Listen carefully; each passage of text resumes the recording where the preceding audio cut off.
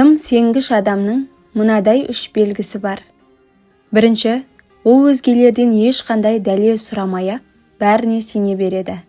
Екінші, ол өзі қандай болса, өзгені де сондай деп ойлайды. Бәрін өзіндей көреді. Үшінші, ол өзгелер мен жайлы жаман ойда болмасын деп бәрін істей береді. Бағасына қарамай бір нәрсені ала берем десеңіз, онда сағатқа қарамай жұмыс істеуге тура келеді. Кісінің бір ғайыбын маған айтқан адам, менің 100 ғайыбымды кісіге айтар. Тәкаппар және қыңыр мінезді адам өзін кереметпін деп есептейді. Бірақ осы 2 қасиет оның түбіне жетеді. Адамның шынайы келбетін өзінен жоғары лауазымдағы кісілермен қарым-қатынасына қарап емес, өзінен төмен, әсіресе өзінің қол астындағы кісілермен қарым-қатынасына қарап білуге болады. Үнемі жұрт не айтады деп ойлайтындар, біраз уақыттан соң олардың құлына айналады. Мені жетістігіме бола құрметтемеңдер, құлаған жерімнен қайта тұра алғаным үшін бағалаңдар. Өмір бейне бір саяхат секілді. Біздер болса сол жолдағы саяхатшымыз. Осы саяхат соңында қайда жеткеніміз маңызды. Бүгін жұрттар жасамайтын нәрселерді жасаймын. Себебі солардың арқасында ертеңгі күні жұрттар жете алмаған жеңіске жететінімді білемін. Біреуге деген сенімің неғұрлым үлкен болса, соғұрлым одан көңілің қалады. Өзің сенім артқан әрбір адамның қолына өткір қанжар ұстатқанмен теңсің. Өйткені ол сені онымен қорғауы да, бауыздауы да мүмкін. Мынадай қарапайым шындықты ұмытпа. Ешкімге сенім артпа. Сонда сені ешкім алдай алмайды. Адамға бар көңіліңмен сенім арту өте қауіпті нәрсе. Өйткені бүгін ол саған адалдық пен шындық айтып ант береді. Ал ертеңіне арқаңа пышақ сұғып және саған қанжар сұққан адам ең жақын адамың болып шығады. Өйткені ол сенің әлсіз тұсыңды жақсы біледі. Адал адамның ең кемшіл тұсы бұл оның сенгіштігі. Нағыз еркек мына 3 қасиетсіздіктен қашады. Көп сөйлеуден, сыр сақтай алмаудан және көрінгенге сенім артудан. Адамның сөзіне емес, ісіне сеніңіз. Оның сізге деген көзқарасын істеген ісінен білуге болады. Сөзі алдамшы. Жай ғана істеген ісіне қарап, оның нағыз бет бейнесін көруге болады. Саған сеніп тапсырған аманатты қандай жағдай болса да өз иесіне тапсыр. Саған сатқындық жасаса да, сен ешкімге сатқындық жасама. Біз өзіміз танымайтын адамға сенім артуға бір табан жақын тұрамыз. Өйткені ол бұрын бізді ешқашан алдамаған. Біздің адамдарға сеніміміздің 2 себебі бар. Біріншісі, біз оларды танымаймыз. Екіншісі, біз оларды өте жақсы білеміз. Ешқашан сізге тек қайғысы мен қиындығын айтып, ал қуанышын жасыратын адамға сенім артпаңыз. Сенім артқымыз келетін адамдар өте көп, бірақ сенім арта алатын адамдарымыз өте аз. Өмірден көп таяқ жеген адамдар ақыр соңында ең мықты тұлғаға айналады.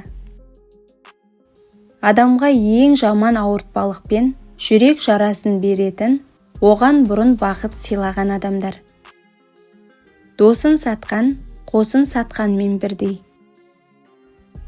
Өмірінде бір рет сатқындық жасаған адам, екінші рет міндетті түрде қайталайды. Сатқындық тұқым қуалайды. Адам өзі неғұрлым адал болған сайын, өзгелерді сатқындық жасайды деп ойламайды. Егер біреуге сенің кесіріңнен сатқындық жасаса, онымен өміріңді ешқашан байланыстырма. Себебі ерте ме кеш пе бір күні ол сені де сатып кетеді. Көңіліңді қалдырғандарға көп сөз айтып, Қиналудың қажеті жоқ. Себебі адалдық аса қымбат сый. Сол үшін оны арзан адамдардан күтпей-ақ қой. Адамды танығың келсе, оны ашуландырып көр. Себебі адам ашу үстінде бар ойын ашып салады. Түбінде бәрібір әділдік жеңеді. Сондықтан сумаңдаған өтірікші адамдарға қызықпай-ақ қойыңыз. Сатқындық сені уақыттық пәледен құтқарғанымен, уақыттың жазасынан құтқара алмайды. Өзіне адал адамдар ғана өзгелерге адал бола алады. Егер сен біреуге бір рет алдансаң, онда ол сол адамның қателігі. Ал екінші рет тағы да алдансаң, демек бұл сенің қателігің. Даңқ кімнің күліп тұрса басында, сатқындықта бұғып жүрмек қасында. Екі жүздіге сенім арту деген, оған тағы да опасыздық жасауға мүмкіндік беру деген сөз. Біреу сізге мұңын айтса, демек сізге сенім артыпты.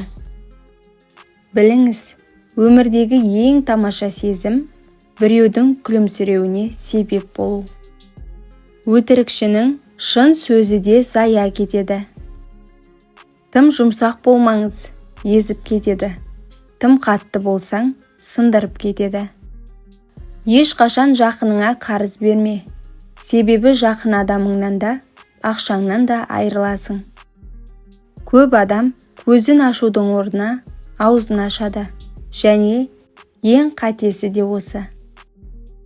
Ұрлық бір жапырақ нанды ұрлағаннан басталады. Ал сатқындық бір ғана көзқарастан басталады.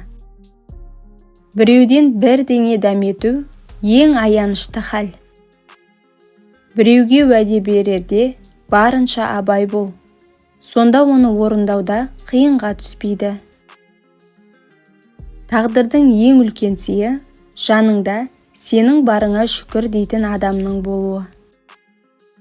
Өзгеге істеген жақсылығың да, жамандығың да міндетті түрде өзіңе қайта оралады. Бұл ешқандай жаза да, сый да емес. Бар болғаны әлем солай жаратылған. Қол жетімдісін емес, лайықтысын таңда. Сонда уақытша рахатқа емес, мәңгілік бақытқа бөленесің. Өз қиындықтарыңды ешкімге айтпа. Себебі олардың 80%-на сенің қиындықтарың қызық емес. Ал қалған 20%-ы сенің қиындықтарыңа керек десең іштей қуанады. Сізден өздері сұрамайынша ешкімге ақыл айтпаңыз. Жақсылар бақыт әкеледі, жамандар тәжірибе. Ұяты кемдер сабақ әкелсе, мықтылар сізге жақсы естеліктер сыйлайды. Айналаңның бәріне құрметпен қара.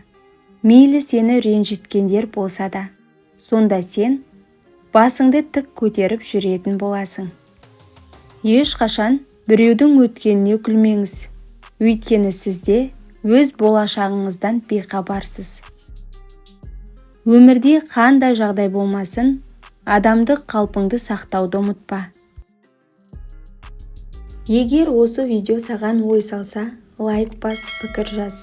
Және осындай пайдалы видеолар үшін каналға тіркелуді ұмытпа.